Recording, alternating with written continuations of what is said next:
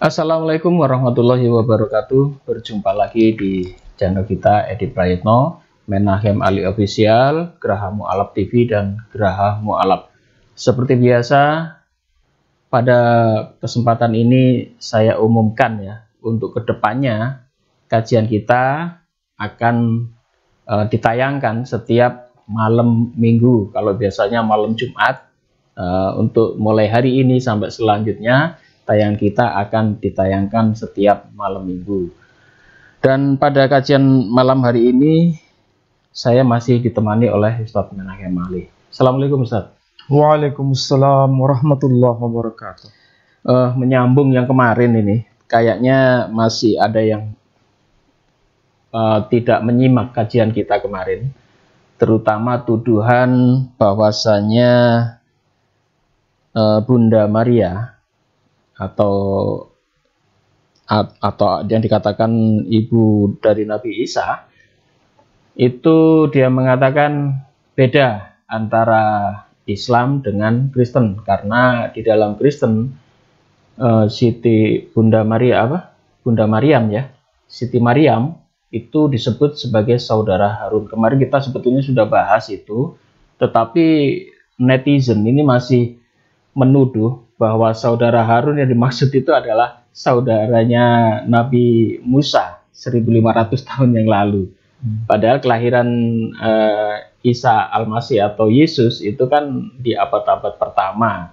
Tetapi Al-Quran mengatakan bahwa Siti Maryam itu saudara Harun. Dan ini pertanyaan ini sebetulnya bukan ini mewakili banyak orang sebetulnya. Dan di luar sana masih banyak yang masih bingung dengan ayat Al-Quran yang mengatakan Bunda Siti Maria itu adalah saudara Harun, dan mereka mengatakan Al-Quran salah.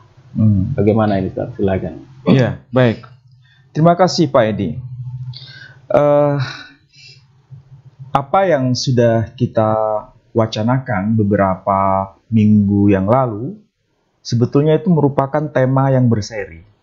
Ya, bisa dikatakan itu tema besar, tapi kita coba untuk berikan informasi itu dari beberapa subtema. Dan yang kita bahas sekarang itu bagian dari itu sebenarnya. Dan kalau kita bicara soal tema besar ini, memang menjadi persoalan utama dalam konteks dialog lintas agama. Bahkan antara agama satu dengan agama yang lain itu saling curiga. Kenapa saling curiga? Karena tidak bisa memahami bagaimana perspektif yang lain. Dan itu akar masalahnya adalah karena kurang literasi. Nah, kalau kurang literasi itu adalah problem besar. Ini baik yang Muslim maupun yang non-Muslim sama.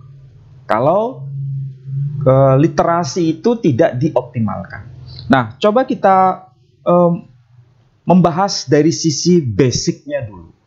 Kita tahu antara tiga agama besar, yakni Yahudi, Kristen, dan Islam, itu kan sebetulnya bukan agama-agama yang muncul secara sporadis. Maksud saya, tiga agama yang kita kenal dengan sebutan Yahudi, Kristen, dan Islam, itu kan lahir dari wilayah yang sama. Maksudnya wilayah Timur Tengah. Kemudian tokoh yang menjadi rujukan sebagai penyatu dari semuanya itu adalah tokoh besarnya bernama Abraham. Jadi kalau kita lihat dari sisi Islam, agama Islam, nama Ibrahim disebut. Dari sisi agama Yahudi, nama Abraham disebut. Dari sisi agama Kristiani, nama Abraham juga disebut.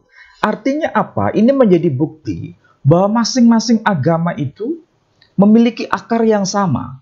Tokoh yang jadi rujukan juga satu itu, yakni Bapak Abraham. Bisa dikatakan Abraham itu adalah bapak yang menjadi rujukan anak-anaknya. Kita ini kan disebut anak-anaknya, baik yang Yahudi, Kristen, dan Islam. Hanya tentu saja ada kemiripan dan sekaligus ada perbedaan. Kemiripan itu menunjukkan asal-usulnya satu. Sedangkan perbedaan itu menunjukkan memang masing-masing punya keunikan. Kita saja dilahirkan dari orang tua yang sama, bapak ibu yang sama. Ketika punya anak-anak, apakah anaknya 3 orang, 5 orang, memang ada perbedaan di antara mereka. Dan itu menunjukkan keunikan masing-masing. Ya. Tetapi sekaligus menjadi bukti, mereka itu pasti ada kesamaannya. DNA-nya juga sama. Ya kan? Itu membuktikan bahwa asal-usulnya sama. Agama-agama yang sedang kita bicarakan itu juga dalam konteks seperti yang saya contohkan tadi. Nah, oke, sekarang kita coba memberikan penjelasan. Seakan-akan Quran sebagai sebuah agama itu tidak ada hubungan dengan Yahudi, tidak ada hubungan dengan Kristiani. Padahal seharusnya menjadi bukti bahwa Islam itu ada hubungan dengan Yahudi, dengan Nasrani. Hubungan itu tidak harus linier 100%. Antara Islam dengan Yahudi, begitu juga Kristen. Tidak harus linier 100% dengan Yahudi. Dan kita tahu, itu harus dipelajari secara detail. Nah, apa yang tadi menjadi pengantar Pak Edi, itu menjadi pembuka bagi saya untuk bicara soal ini. Kita harus tahu bahwa Al-Quranul Karim itu ketika diwahyukan kepada Nabi kita Muhammad SAW, ini sebetulnya hak jawab kita ya, atas pertanyaan tadi.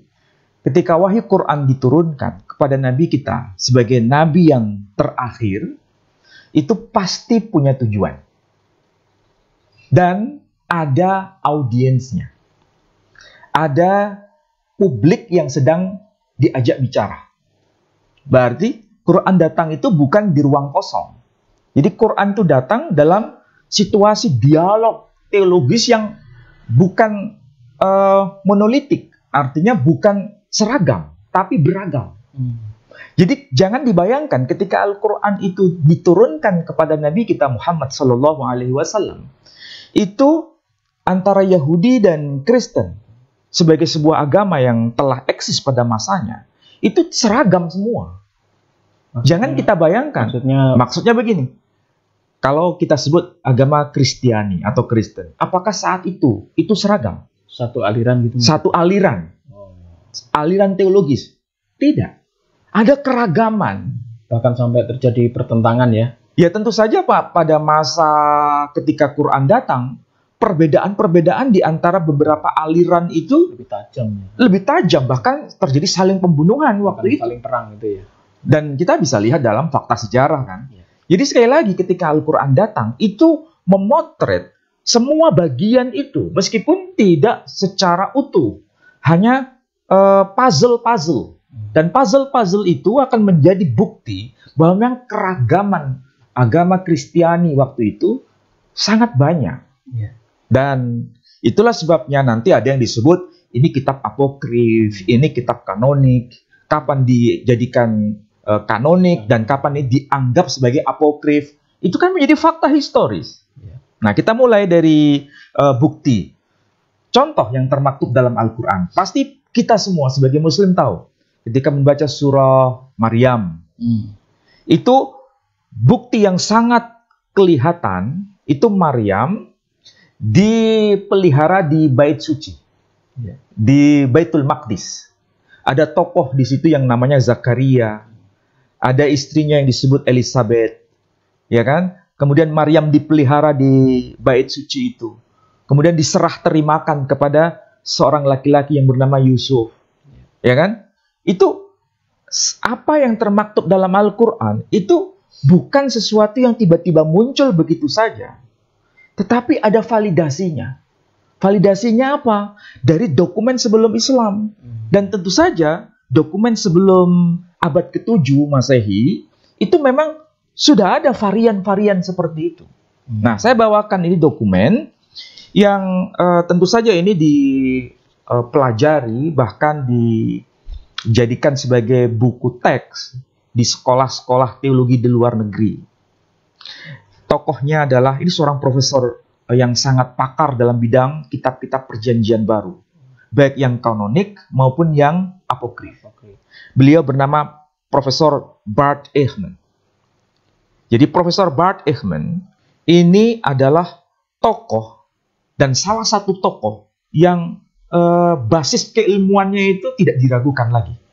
Karena penguasaan dalam bidang manuskrip, tulisan-tulisan kuno itu dia sangat kuasai. Itulah sebabnya dia juga menulis buku setebal ini. Ini berapa halaman tebalnya? Iya. Judulnya adalah The Apocryphal Gospels. Maksudnya ini adalah Injil-Injil yang apokrif.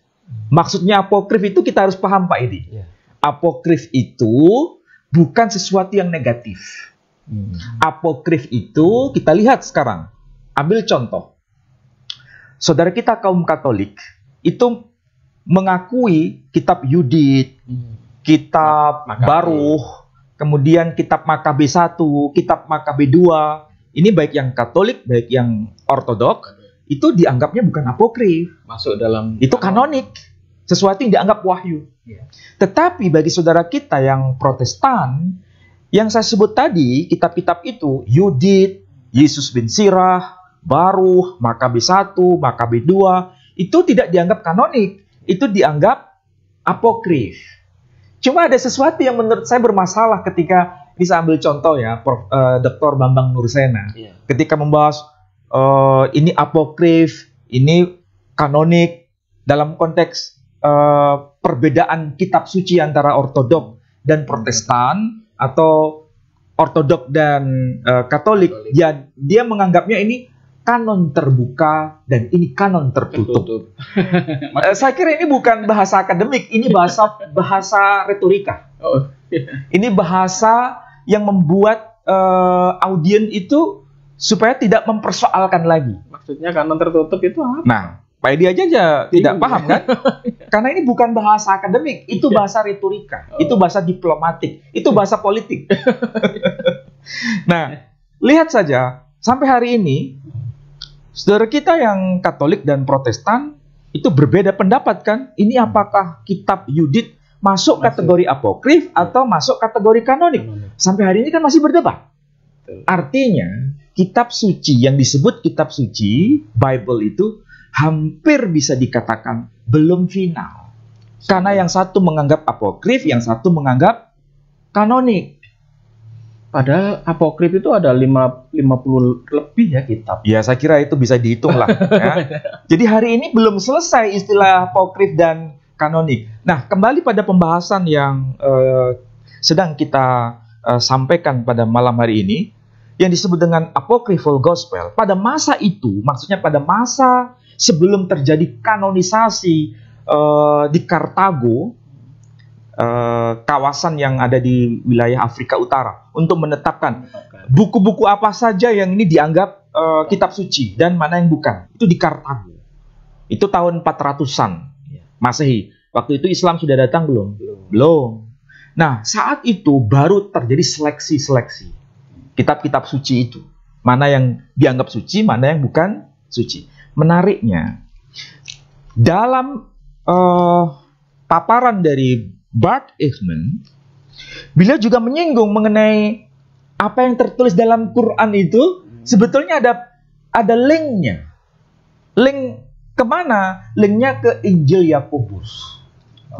Injil Yakobus itu salah satu informasi yang berkaitan dengan orang tua Maria, Santa Maria atau Sayyidah Maryam yang bernama Hana atau Santa Ana, atau kita menyebutnya Sayyidah Hana, dan sekaligus orang tua di situ, laki-lakinya, bapaknya maksudnya, itu bernama Yoachim. Dalam Injil Yakobus. Dalam Injil Yakobus disebutkan nama Yoachim. Dan ceritanya mirip seperti yang termaktub dalam Quran. Dipelihara di bait suci, di Baitul Maqdis itu. Nah, Injil Yakobus itu kapan sebetulnya? Di sini ada sesuatu yang menarik. Saya terjemahkan saja supaya gampang ya. Jadi dokumen yang paling awal berkaitan dengan buku atau Injil Yakobus itu memang muncul dan nama itu termaktub. Berarti sudah dibaca. Sudah betul-betul didalami oleh tokoh besar dari Bapak Gereja generasi yang sangat awal. Siapa itu? Yang bernama Origenes. Jadi the church father. Jadi bapak gereja. Jadi bapak gereja ini betul-betul pernah membaca teks itu. Artinya teks itu bukan muncul tiba-tiba. Injil itu bukan muncul tiba-tiba. Dan menyebutkan namanya adalah the book of James atau buku Yakobus atau Injil Yakobus itu. Beliau wafat tahun berapa?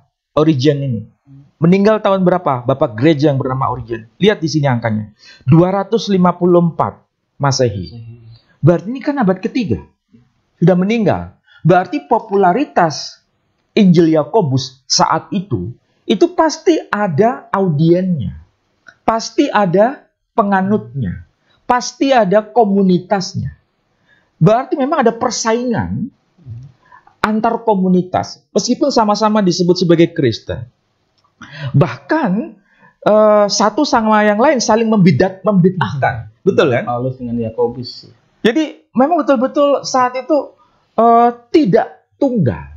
Kekristenan waktu itu tidak tunggal, tapi keragaman yang luar biasa. Bahkan yang menjadi rujukan sebagai teks suci juga beragam. Meskipun juga ada kesamaan, tapi keragaman itu ada. Karena tadi kodifikasinya kan abad keempat. Abad keempat di 400 tahun berarti. Iya. 1 sampai 400 tahun itu kan masih ada gejolak. Punya kitab masing-masing. Ada gejolak, ada perbedaan teologis, yang basis kitab sucinya juga beda. Iya, betul. Nah, itulah sebabnya menjadi bukti bahwa Injil Yakobus itu berarti pernah menjadi rujukan.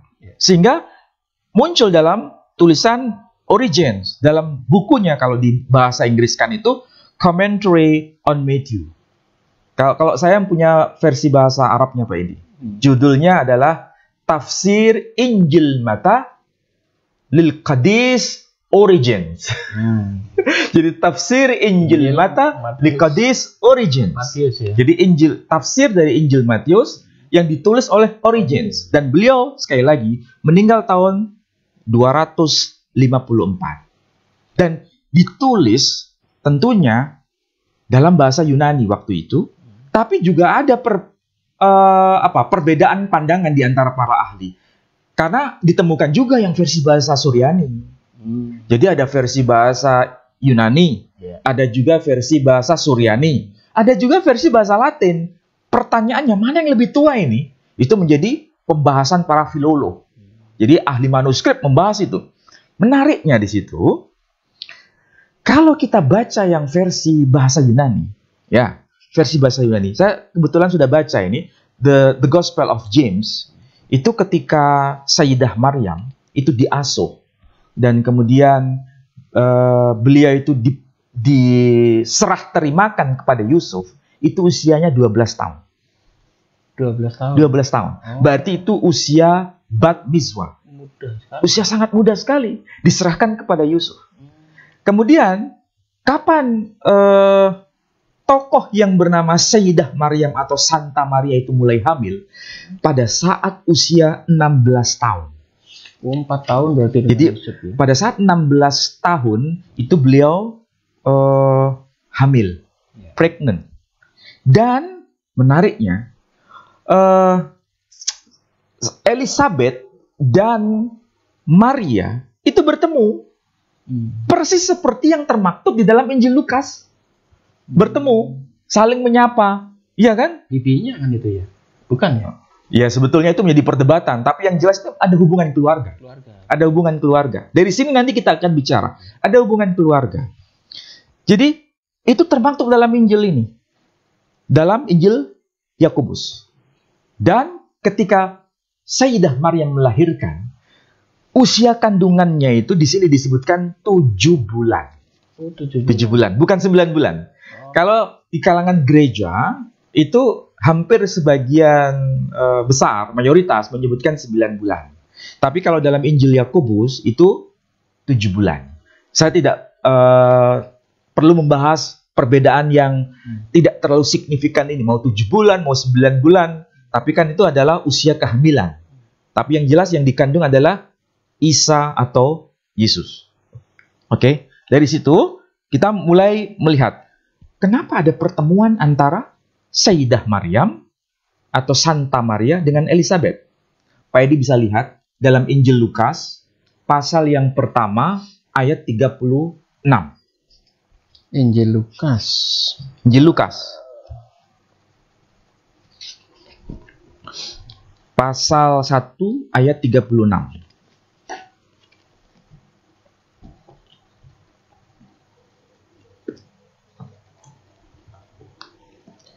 Injil Lukas pasal 1 ayat 36. Ayat 36. Lukas 1. Injil Lukas pasal 1 Pasal 1 ayat 36. Bentar. Aduh. Dan sesungguhnya Elizabeth, sanakmu itu, ia pun sedang mengandung seorang anak laki-laki pada hari tuanya. Dan inilah bulan yang ke-6 bagi dia yang disebut mandul itu. Pak Edi, coba cermati siapa yang bicara itu. Dan sesungguhnya Elizabeth, sanakmu itu mengandung seorang laki-laki. Lihat ayat sebelumnya, sehingga tahu siapa yang sedang bicara. Oh iya, malaikat ya. Nah, malaikat bicara kepada siapa? Malaikat berbicara kepada Maria. Iya, Maria ya. Ya, apa yang dikatakan malaikat kepada Sayyidah Maria? Dan sesungguhnya Elizabeth, sanakmu itu, ia pun sedang mengandung seorang anak laki-laki pada hari tuanya, dan inilah bulan yang ke-6 bagi dia, yang disebut mandul itu. Oke, dari situ Pak Edi pasti bisa mencermati dan merenungkan. Kita harus jujur ya, apapun yang kita baca, itu jangan sampai ada semacam verstehen. Maksudnya, jangan sampai kita memasukkan sesuatu yang kita pikirkan ke dalam teks. Tapi biarkan teks itu bicara apa adanya, sehingga kita bisa tahu maksud yang sebenarnya dari sebuah teks yang sedang kita baca. Kalau para polemikus biasanya, itu memaksakan teks supaya sama seperti yang kita maksud. Baik itu polemikus Muslim, baik itu polemikus non-Muslim, sama saja mereka. Karena apa? Mencoba untuk memaksakan apa yang sedang dia pikirkan, harus ada validasi dengan teks, dan teks itu dipaksa seperti yang dia maksud. Ini adalah cara pembacaan yang tidak jujur. Jadi ini sekaligus pesan ya, bagi siapapun mereka. Mau yang Muslim maupun non-Muslim, jangan coba-coba untuk memperkosa teks. Biarkan teks itu bicara apa adanya. Nah, sekarang kita coba pelan-pelan kita perhatikan di situ. Siapa yang bicara? Kepada siapa dia bicara, dan apa yang sedang dibicarakan. Kalau di situ teksnya, itu yang bicara adalah malaikat. Berbicara kepada siapa? Santa Maria. Oke? Kalau begitu, ketika malaikat sedang bicara kepada Santa Maria, atau Sayyidah Maryam, dia pasti menggunakan media bahasa. Oke? Yang dimengerti manusia. Yang dimengerti oleh Sayyidah Maryam. Nah, pertanyaannya dalam bahasa apa dia bicara? Apakah dalam bahasa malaikat? Tentu saja bukan. Pasti dalam bahasa yang dipahami oleh Sayyidah Maryam. Nah, sekarang kita coba lihat dalam fakta sejarah. Ketika tradisi Yahudi waktu itu sedang eksis, dan Sayyidah Maryam hidup dalam keyahudian, dia pasti bicara dalam bahasa yang dia pahami. Apakah dalam bahasa Ibrani, apakah dalam bahasa Suryani, ya kan? Makanya kalau kita lihat dari fakta tradisi Kristiani sendiri, ketika Yesus Kristus menurut keyakinan kaum Kristiani, itu ketika disalibkan, yang dia bicarakan apa? Yang dia omongkan apa? Dia berkata apa? Eli, Eli, lama sabachthani. Oke, ini bahasa apa? Ini bukan bahasa Jawa. Bukan bahasa. Ini juga bukan bahasa Inggris, bukan kan? Bahasa Yunani. Dan ini juga bukan bahasa Yunani. Artinya itu bahasa yang dipahami oleh masyarakat saat itu. Dan betul, itu adalah bahasa Suryani. Eli, Eli, lama sabachthani. Ya, bahasa Suryani. Ini tradisi pesantren pasti tahu Pak Edi. Kalau disebut bahasa Suryani pasti tahu. Tapi kalau saudara kita non-Muslim, saudara kita kaum Kristiani nggak paham itu Suryani. Tapi yang dimaksud adalah bahasa Syriak. Jadi kalau bahasa Suryani itu bahasa istilah pesantren. Tapi kalau dalam tradisi Kristiani di Indonesia kita sebut bahasa Syriak. Oke. Jadi antara Syriak dengan Suryani beda atau sama? Sama. Sama. Kalau Aramaik sama juga ya? Ya, bahasa Aramaik itu lebih kuno lagi, dan itu menjadi induknya. Nah, pecahannya itu bahasa Syriak, pecahannya. Jadi ada pecahannya, bukan induknya, tapi ada kemiripan. Ya, oke. Nah, berarti Sayyidah Maryam berdialog, diajak dialog oleh malaikat itu dalam bahasa yang dia pahami. Ya. Kalau dalam bahasa yang dia pahami, tentu berkaitan dengan kultur bahasa itu sendiri. Kultur. Ya. Karena bahasa itu punya kultur. Ya kan? Maksudnya punya kultur itu apa? Contoh sederhana. Bahasa Jawa itu ada unggah-ungguh kan? Ya. Ada bahasa kromo inggil, kromo madyo, dan ngoko. Ya. Ini kultur. Bahasa Melayu tidak mengenal perbedaan cara berbahasa. Inggris juga nggak ada. Inggris juga nggak ada, tapi sebetulnya ada dalam bahasa sastra. Ya kan?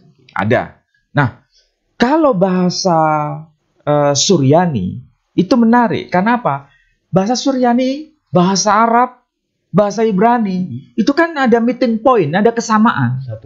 Satu rumpun, satu keluarga bahasa. Makanya kalau disebut Eli, Eli, lama sabaktani, ya, itu kan bahasa Arabnya ilahi, ilahi, limada taroktani. Ya. Kalau didengar, mirip nggak itu bahasa? Ya, mirip. Iya. Eli, Eli, lama sabaktani. Bahasa Arabnya ilahi, ilahi, limada taroktani. Mirip nggak? Mirip. Oke? Nah, dari sini kita mulai paham. Berarti ketika bahasa itu dipakai, itu ada yang disebut retorika bahasa. Retorika bahasa yang saya maksud di sini adalah retorika bahasa Semitik. Retorika Semitik. Retorika Semitik ini penting. Kalau kita lihat dari bahasa Suryani. Nah, kebetulan ini saya punya Alkitab, bukan bahasa Inggris, bukan dalam bahasa Indonesia, bukan dalam bahasa Arab, tapi dalam bahasa yang Yesus sendiri pakai. Bahasa Suryani. Ini kalau dibaca, tulisannya kayak begini. Dari kanan ke kiri, sama seperti Arab. Sama dengan Ibrani. Ketaba Kadisha. Jadi kalau dibaca, Ketaba Kadisha. Ketaba itu artinya Alkitab. Mirip enggak? Iya. Kadisha itu bahasa Arabnya Al-Muqaddas. Kitab Al-Muqaddas. Jadi kitab suci. Jadi Al-Kitabul Muqaddas itu bahasa Arabnya. Sedangkan bahasa Suryani atau bahasa Syriak menyebutnya Ketaba Kadisha. Oke? Kita lihat di sini. Ini contoh. Ini kan, ini tulisan sama. Ketaba Kadisha. Ini ada dua bagian ya. Yang pertama adalah Ketaba De'atika dan sekaligus Haditha. Haditha itu baru. Kalau De'atika lama. Atik, bahasa Arabnya atik. Nah, ini De'atika itu lama. Jadi perjanjian lama dan perjanjian baru. Oke? Ini kumpulan perjanjian lama dan baru Pak Edi. Nah, kita lihat perjanjian baru khususnya di dalam apa? Injil Lukas tadi ya. Lukas pasal 1. Nah, Injil Lukas pasal 1 36. 36. Nah, coba perhatikan di sini. Ini adalah bahasa khas Semitik. Jadi kalau kita mau mempelajari baik itu Quran atau Alkitab atau disebut Bible atau Taurat, kembalikan pada kultur bahasa itu. Jangan dibaca dari kultur bahasa kita. Nanti tidak nyambung dan pasti terjadi misinterpretasi, miskonsepsi. Dan itu yang dimaksud memperkosa teks. Ya. Nah, perhatikan di sini.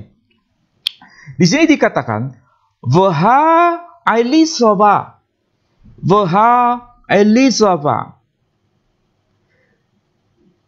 Apa maksudnya Vaha Elisava? Dan adapun Elizabeth kalau di situ, ya kan? Yeah. Karena Elizabeth itu bahasa Yunani. Oh iya. Yeah. Kalau bahasa Suryani atau bahasa Ibrani Eliseva. Oh, Eliseva. Makanya di sini tertulis Elizabeth. Eliseva. Jadi Waha Eliseva ahyantehi. Ahyantehi. Maksudnya dan adapun Eliseva saudara perempuanmu. Ahyanteki itu biasanya kalau di sini diterjemahkan sanakmu ya. Padahal ahyanteki itu diambil dari kata khote. Khote itu artinya saudara perempuan. Jadi ahyanteki dari kata khote, kemudian nanti muncul kata ukhtun, ahun. Kalau ahun saudara laki-laki, ukhtun saudara perempuan, itu bahasa Arab. Khote saudara perempuan dalam bahasa Suryani. Hampir sama ya. Karena satu rumpun bahasa Pak ini. Jadi kalau kita pahami secara literal di sini, waha Eliseba ahyanteki, dan adapun Elisabeth ya, saudara perempuanmu, di sini disebutkan batna bra, dia sedang mengandung. Batna mengandung di sini. Dan bahasa Arabnya juga baton. Sama kan? Dari sini batna bra, sedang mengandung janin laki-laki. Bra. Makanya kalau saudara kita yang Kristen Ortodoks Syria, itu kan kalau berdoa kan begini. Ini saya kasih contoh Pak Edi, jangan nanti disalah tafsirkan. Itu kan mesti membuat tanda salib itu. Besem ava wabra beruh hadakutsha. Jadi kalau berdoa ya begini, besem ava wabra beruh hadakutsha. Demi nama Bapa dan Putra dan Ruh hadakutsha. Ruhul Kudus kalau bahasa Arabnya. Jadi kalau kita mempelajari bahasa itu, semakin kita cerdas Pak Edi. Jangan memaksa bahasa itu sesuai dengan yang kita mau. Hadirkan bahasa itu dengan konteksnya, bukan konteksnya kita. Nah, ini menariknya begini. Kenapa ya? Sayyidah Maryam atau Santa Maria dengan Elisabeth disebut saudara perempuan. Kenapa begitu? Dan apa dibalik pesan itu semua? Kita tahu Elisabeth, ya, di dalam Injil Lukas itu punya suami namanya Zakaria. Elisabeth ataupun Zakaria itu sama-sama keturunan Harun. Bukan Harunnya Nabi Musa. Iya, Harunnya Nabi Musa. Iya, kita lihat dalam Perjanjian Lama ataupun Perjanjian Baru, ya, Perjanjian Lama atau Perjanjian Baru. Coba cari nama Harun selain Harunnya Nabi Musa, nggak akan ketemu. Oh, Harun cuma Nabi. Harun di dalam semua kitab setebal ini itu hanya satu person, satu pribadi yang dimaksud adalah Harun itu. Harun yang Nabi Musa. Iya. Dengan kata lain begini, Elisabeth yang istrinya dari Zakaria, Elisabeth itu termasuk saudara perempuan Sayyidah Maryam. Atau saudara, Sayyidah Maryam punya saudara perempuan yang namanya Elisabeth. Elisabeth dan Sayyidah Maryam itu karena keturunan dari Elisabeth, yang Elisabeth ini adalah istrinya Harun. Oh, Elisabeth yang di zaman Nabi Musa. Di zamannya Nabi Musa. Paham ya? Jadi kan pada masa zaman Nabi Musa yang hidup sezaman dengan Fir'aun, Nabi Musa itu, Nabi Musa kan punya saudara yang bernama Harun. Ya kan? Istrinya namanya Elisabeth. Namanya istrinya bernama Elisabeth. Jadi Elisabeth dan Harun itu menikah. Oke? Nanti punya keturunan dari generasi ke generasi. Nanti muncul yang namanya Elisabeth. Nah, Elisabeth juga saudara perempuan Maryam. Jadi ini ada hubungan nasab mereka ini. Berarti secara apa ya? Secara manusiawi mereka itu punya daftar silsilah. Berarti apa yang dikatakan Al-Qur'an ya nggak salah. Nah, dari sinilah kita mulai memahami kalau Al-Qur'an bagaimana. Al-Qur'an itu kan Al-Qur'an menyebut ya Harun. Yang ngomong begitu siapa? Yang menyebut ya Harun. Kan kita tahu ketika Maryam itu hidup, ya, itu kan bukan pada abad ke-7 Masehi. Abad ke-7 itu ketika Islam datang. Tapi Maryam, Sayyidah Maryam itu hidup pada abad pertama. Masehi. Oke? Abad awal-awal. Oke, abad awal Masehi. Dan tentu saja itu kan Sayyidah Maryam bukan orang Arab. Ya. Tapi ketika Al-Quran itu diturunkan, seakan-akan dialog itu terjadi dalam frame bahasa Arab. Ya. Tapi faktanya tidak. Faktanya itu adalah bahasa yang bukan Arab. Tentu saja bahasa Suryani atau bahasa Ibrani. Dan tidak mungkin bahasa Jawa atau bahasa Inggris. Oke? Tapi ketika Quran diturunkan, otomatis diterjemahkan dalam versi bahasa Arab. Supaya apa? Supaya Nabi SAW yang beliau dari kalangan Bani Ismail itu paham sesuai dengan bahasanya. Maka di sini yang muncul adalah dialog dalam bahasa Ibrani atau bahasa Arab? Bahasa Arab. Itulah kemudian muncul ungkapan Ya ukhta Harun, maka na abuki imra'atu sau'in wa kanat ummuki baghiyah. Bahasa Arab ini. Intinya, wahai saudara perempuan Harun, ayahmu bukan seorang penjahat dan ibumu juga seorang pezina. Ya kan begitu? Itu kalau terjemahannya. Nah, kalau kita kembalikan pada struktur bahasa Arabnya, itu kan sebetulnya ada pesan persis seperti yang termaktub dalam Injil Lukas. Karena ini sama-sama retorika bahasa Semitik, bahasa Timur Tengah. Ya ukhta Harun. Artinya apa? Artinya ini orang Yahudi yang menyapa Sayyidah Maryam dengan sebutan Ya ukhta Harun, berarti Sayyidah Maryam ini memang punya saudara, punya keluarga juga yang namanya disebut Harun. Sekaligus Sayyidah Maryam dan Harun ini sama-sama keturunan Harun yang suami dari Elizabeth. Berarti Harunnya ada dua. Kalau dalam Quran disebutkan ada nama Harun. Berarti Harun di zamannya Sayyidah Maryam. Ya. Bukan Harun di zaman Nabi Musa. Bukan Harun di zaman Nabi Musa. Tapi kalau di Alkitab hanya ini Harun yang dimaksud adalah Harunnya Nabi Musa. Ini bahasa retorika Semitik. Dengan bahasa lain begini. Maksudnya di dalam Injil Lukas itu, saudara perempuanmu, ya, yang dimaksud adalah saudara perempuan Sayyidah Maryam atau Santa Maria atau Bunda Maria, itu saudara perempuan dari Elizabeth.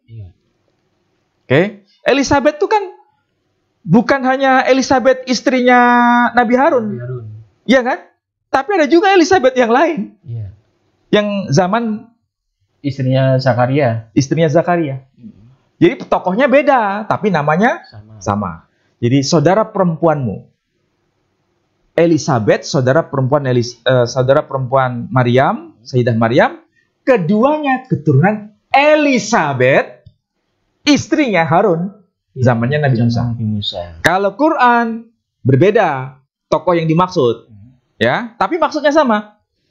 Sayyidah Maryam punya saudara bernama Harun, ya. Keduanya ini, Sayyidah Maryam dengan Harun ini, keturunan dari Harun, suaminya Elizabeth. Oh, berarti ada Harun di zamannya Nabi Bunda Maria ya? Iya. Jadi kira-kira tahu maksudnya ini. Tahu. Ini sama-sama bahasa Semitik, Pak Edi. Jadi tidak ada yang salah. Alkitab tidak salah dalam hal ini. Al-Quran juga nggak salah dalam hal ini. Kalau Al-Quran yang menyebutkan Maria saudara Harun itu ditemukan di mana ya? Yang dalam Al-Quran? Iya. Maria saudara? Yang buktinya kalau di zaman Maria itu ada Harun itu. Yang bukan Harunnya. Quran sendiri kan menyebut ya ukhta Harun. Berarti Sayyidah Maryam punya saudara laki-laki yang bernama Harun. Hadis pun juga menyebutkan itu. Dalam kitab-kitab hadis menyebutkan Sayyidah Maryam itu juga punya saudara yang saleh yang bernama Harun. Ada disebutkan dalam hadis. Dan keduanya ini keturunan dari Harun. Harunnya saudara Nabi Musa yang punya istri namanya Elizabeth. Sebaliknya kalau Alkitab itu Sayyidah Maryam punya saudara perempuan yang bernama Elizabeth. Dan Elizabeth serta Sayyidah Maryam sama-sama keturunan dari Elizabeth, Saudara istrinya Harun. Harun. Iya, iya. Berarti ada 2 Elizabeth, ada 2 Harun di sini. Jadi disinilah bahasa Semitik. Kalau tidak paham bahasa Semitik, yaitu tadi menyalahkan Quran, ya kan? Kalau sudah menyalahkan Quran, ini karena memang dia tidak paham bahasa Semitik. Iya, iya, iya. Oke. Nah, yang harus kita klarifikasi. Loh, kalau begitu Sayyidah Maryam itu keturunan dari Harun? Jawabannya iya. Iya. Dan itu Bapak Gereja mengakui juga. Jadi Bapak Gereja itu ya mengakui bahwa Sayyidah Maryam itu sebetulnya dari 2 jalur. Jalur siapa? Dari jalur suku Yehuda dan sekaligus jalur suku Lewi. Kemarin kita sudah bahas kan? Iya. Bahwa Sayyidah Maryam itu ada 2 jalur. Cuma masalahnya begini Pak Edi. Yang populer, bisa bicara populer ya. Yang populer di antara saudara kita kaum Kristiani, Sayyidah Maryam itu keturunan Daud, ya, berarti keturunan Yehuda. Ya. Selesai. Padahal ini belum selesai. Sementara yang Muslim juga begitu. Yang Muslim itu hampir sebagian besar mengatakan menurut Quran ini berarti Sayyidah Maryam itu keturunan Harun. Kalau keturunan Harun, berarti kan keturunan Lewi. Iya toh? Berarti ini bertabrakan enggak? Sebetulnya nggak bertabrakan. Itu saling melengkapi, Pak Edi. Ya. Jadi Sayyidah Maryam itu keturunan Daud, iya. Tapi keturunan Harun juga iya. Keturunan Yehuda, iya. Keturunan Lewi juga iya. Nah kalau begini kan clear. Tidak ada masalah. Jadi kalau ditanya, kita sebagai Muslim, apakah Muslim mengakui bahwa Sayyidah Maryam keturunan Nabi Daud? Saya katakan, iya, benar. Apakah betul keturunan Yehuda? Iya, benar. Tapi itu belum lengkap. Sekaligus Sayyidah Maryam itu keturunan Lewi. Harun. Harun dari Lewi tadi. Sekaligus keturunan Lewi. Kalau keturunan Harun, pasti keturunan Lewi. Bahkan bukan ini terjadi pada masa Sayyidah Maryam. Kok dari 2 suku yang berbeda? Ingat, suku Lewi sejak awal itu tidak mendapatkan warisan tanah di Israel. Iya kan? Yang dapat itu hanya selain suku Lewi. Jadi suku Lewi itu nanti bisa menjalin hubungan kekerabatan, pernikahan dengan suku-suku yang lain. Dan itu faktanya terjadi pada diri Sayyidah Maryam. Makanya nenek moyangnya itu kawin campur antara suku Lewi dengan suku Yehuda. Dan itu sudah terjadi sejak zaman awal. Loh, bagaimana tahu? Lihat kitab Keluaran, pasal 6 ayat 22. Keluaran. Kitab Keluaran. Pasal 6 ayat 22. Ayat 22. Dan Harun mengambil Eliseba, anak perempuan Aminadab, saudara perempuan Nahason, menjadi istrinya, dan perempuan ini melahirkan baginya Nadab, Abihu, Eleazar, dan Itamar. Oke. Perhatikan di situ. Kita coba cermati. Di situ Harun punya istri namanya siapa? Eliseba. Betul. Kalau kita lihat dalam bahasa Ibrani tertulis Eliseba. Sama persis seperti istrinya Zakaria disebut Eliseba. Oh iya. Sama kan? Sama. Jadi namanya sama. Oh iya. Jadi Harun punya istri namanya Eliseba atau Elizabeth. Kalau dalam teks Septuaginta bahasa Yunani di situ tertulis Elizabeth. Sama seperti bahasa Yunani, menyebutnya Elizabeth. Ada 2 Elizabeth. Ada 2 Elizabeth. Ada 2 Harun. Ada 2 Harun. Ada 2 Maryam. Iya kan? Menarik kan sebetulnya. Saya ulangi lagi. Ada 2 Maryam. Maryam zamannya Nabi Isa dan Maryam zamannya Nabi Musa. Ada 2 Harun. Harun zamannya Zakaria dan Harun zamannya Musa. Ada 2 Elizabeth. Elizabeth zamannya Sayyidah Maryam, bunda Nabi Isa alaihissalam, dan ada Elizabeth zamannya Nabi Musa. Di situ kitab Keluaran yang disebut Sefer Shemot itu kan kitab Taurat. Iya. Ya kan? Berarti kan zaman yang lebih tua lagi. 1500 tahun yang lalu. Harun punya istri namanya siapa? Elizabeth. Eliseba atau Elizabeth. Elizabeth itu anaknya siapa? Elisabet anaknya Aminadab. Aminadab itu dari suku Yehuda. Dan sekaligus punya anak laki-laki yang namanya Nahason. Berarti Elisabet punya saudara. Elisabet punya saudara. Ya. Namanya Nahason. Saudara perempuan. Dan Nahason harus tahu, Nahason itu orang suku Yehuda. Berarti antara suku Yehuda dan Lewi campur. Dan Lewi, Harun kan orang Lewi, suku Lewi, nyampur. Jadi sejak awal itu, suku Lewi dengan Yehuda itu nyampur. Karena memang ada tujuan nanti di masa depan. Sayyidah Maryam itu darahnya nyampur antara dari suku Lewi dan suku Yehuda. Berarti tidak hanya keturunan Daud saja. Tidak hanya keturunan Daud, tapi juga keturunan Harun. Soalnya mereka sering mengagung-agungkan bahwa sang juru selamat itu harus dari tunas Daud. Iya. Padahal dari keduanya, ya kan? Dan perhatikan kalau kita lihat di situ inti pesannya. Quran itu menyebutnya dengan istilah Ya'ukhta Harun. Itu bahasa simbol.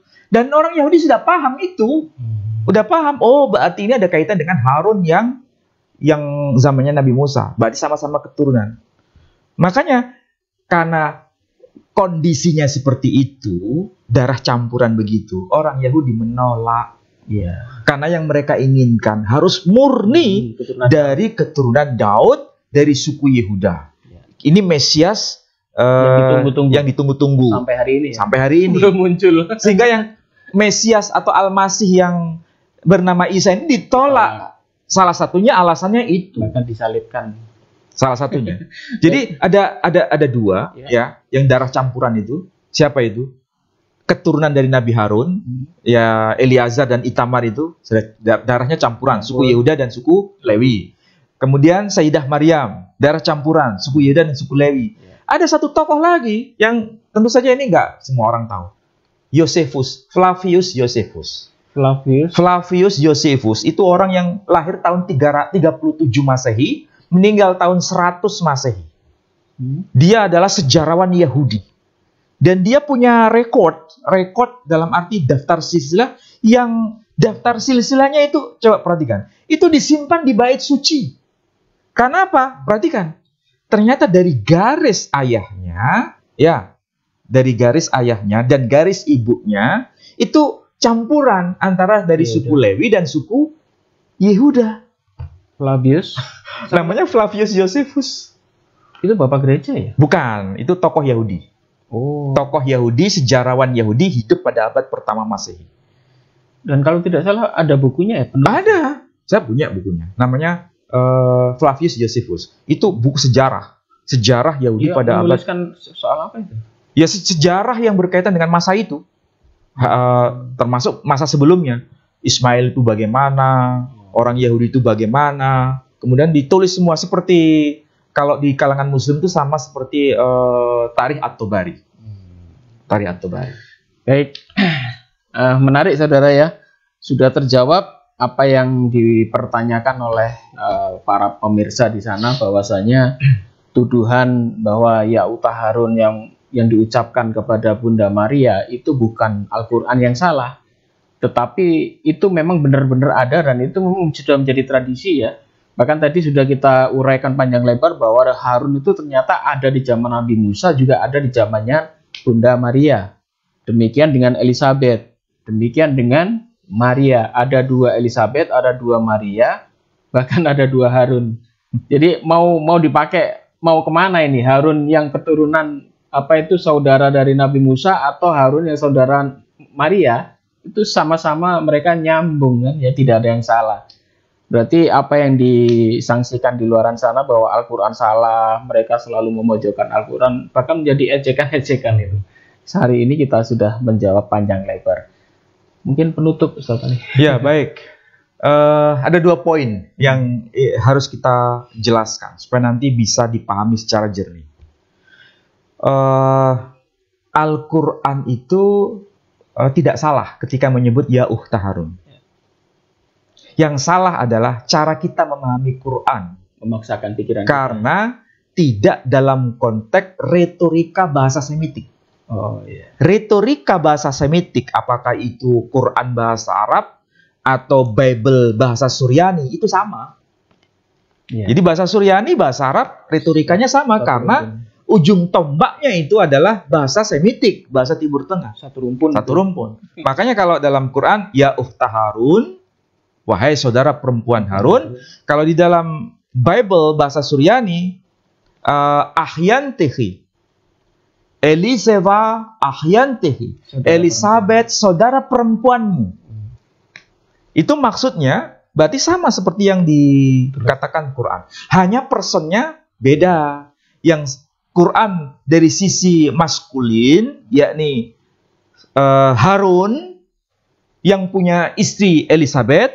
Kalau dalam Bible atau Alkitab bukan maskulin tapi feminin, yakni Elizabeth yang punya suami namanya Harun. Dibalik. Jadi saling, ya dibalik, saling melengkapi, ya kan? Berarti kalau begini tidak ada problem, tidak ada masalah, ya kan? Yang Muslim tidak menyalahkan, yang Kristiani juga tidak menyalahkan.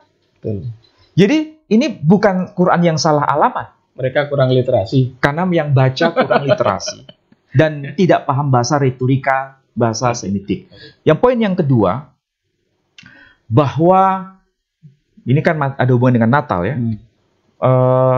Al-Quran ketika berbicara mengenai tokoh yang bernama Sayyidah Maryam, ini memang ada kaitan dengan Injil Yakobus. Dan Injil Yakobus itu sudah eksis sebelum abad ke-7. Bahkan Bapak Gereja yang namanya Origenes itu sudah menyebut-nyebut yang disebut Injil Yakobus itu. Berarti secara fisik Injil itu ada. Hanya saja dianggap apokrif. Tapi meskipun dianggap apokrif, nama yang termaktub di situ Sayyidah Hana namanya ada. Islam mengakui, Katolik mengakui, Ortodok mengakui, Protestan mengakui kan? Tapi Injilnya ditolak, tapi isinya diterima. Nama itu muncul. Kemudian ada nama Yoachim, ya kan? Nama Yoachim muncul. Dan itu adalah nama lain dari Imran kalau dalam bahasa Quran. Baik, saudaraku, untuk minggu depan kita akan membahas, biasanya mereka ini membedakan, mereka mengatakan, karena besok mendekati hari Natal ya, mereka sering mengatakan bahwa Yesus dan Nabi Isa itu beda hanya karena dia melihat Yesus lahir di kandang domba, Isa lahir Pohon korma. di bawah pohon korma. Nanti minggu depan akan kita bahas ya. Ternyata itu panjang nanti ceritanya, dan kita akan kasih bukti-bukti ternyata Yesus juga lahir di bawah pohon kurma ya. Bahkan di dalam kandang pun itu juga ada beberapa cerita yang beda-beda. Nanti minggu depan kita bahas ya. Dan untuk saudaraku yang ingin menyumbang kepada yayasan kami, Yayasan Pembina Mu'alaf, silahkan. Ini ada tagline di bawah. Kami banyak punya program ya, untuk pembinaan para mu'alaf, untuk membangun masjid, membangun pondok pesantren, membeli tanah dan sebagainya.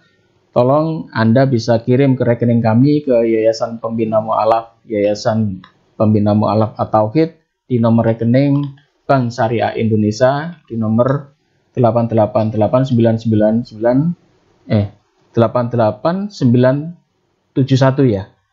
Ada di bawah ya. Jadi atas nama Yayasan Pembina Mu'alaf Jawa Timur. Dan untuk saudara-saudaraku sekalian yang sudah menyumbang kepada kami, saya ucapkan terima kasih dan mohon maaf. Semoga apa yang kita ceritakan pada malam hari ini ada manfaatnya, dan kami sekalian mohon maaf jika ada salah kata. Demikian, wabillahi taufiq wal hidayah. Wassalamualaikum warahmatullahi wabarakatuh. Waalaikumsalam warahmatullahi wabarakatuh.